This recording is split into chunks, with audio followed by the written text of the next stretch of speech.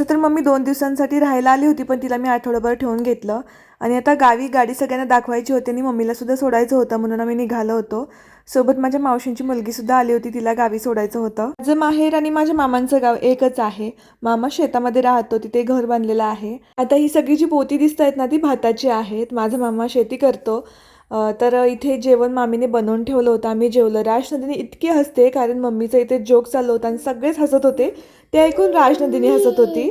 नवीन गाडी घेतली म्हणल्यावरती सगळेच खुश होते आणि सगळ्यांनाच गाडीचं मॉडेल असू देत किंवा कलर असू देत खूप आवडला. मम्मीने गाडीची पूजा केली आणि तिथून मग आम्ही आलो माझ्या घरी मम्मीकडे आणि राजनंदिनी आल्या आल्या मम्मीला घेऊन गेली नळ चालू करायला. ज्यांनी आधीचे व्हिडिओ पाहिले असतील त्यांना माहीत असेल तिथे ती का जाते.